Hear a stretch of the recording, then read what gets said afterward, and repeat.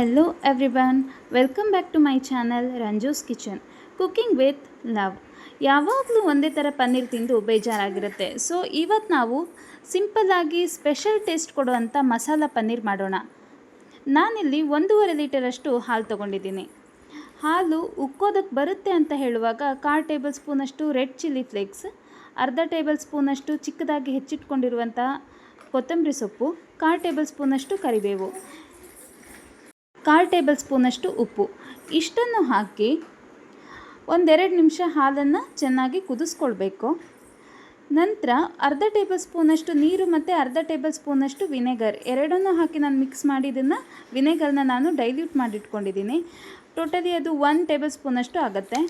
ಇದನ್ನು ಕೂಡ ಹಾಕಿ ಚೆನ್ನಾಗಿ ಕುದಿಸ್ಕೊಳ್ಬೇಕಾಗತ್ತೆ. ಎಲ್ಲಿವರೆಗೂ ಅಂತ ಹೇಳಿದರೆ ಹಾಲು ಬೇರೆ ಮತ್ತು ನೀರು ಬೇರೆ ಸಪ್ರೇಟ್ ಆಗೋವರೆಗೂ ನಾವು ಇದನ್ನು ಕುದಿಸ್ಕೊಳ್ಬೇಕು.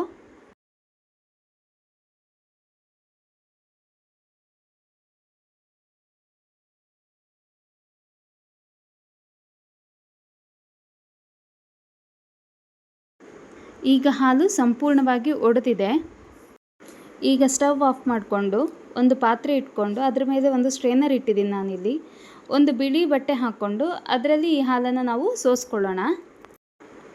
ಇದಕ್ಕೀಗ ಸ್ವಲ್ಪ ನೀರು ಹಾಕಿಬಿಟ್ಟು ಇದರಲ್ಲಿರೋಂಥ ಹುಳಿ ಅಂಶ ಹೋಗೋವರೆಗೂ ನಾವು ಸ್ವಲ್ಪ ತೊಳ್ಕೊಳ್ಳೋಣ ಇದನ್ನು. ನಂತರ ಬಟ್ಟೆನ ಈ ರೀತಿ ಟೈಟಾಗಿ ಹಿಂಡ್ಕೊಳ್ಬೇಕು.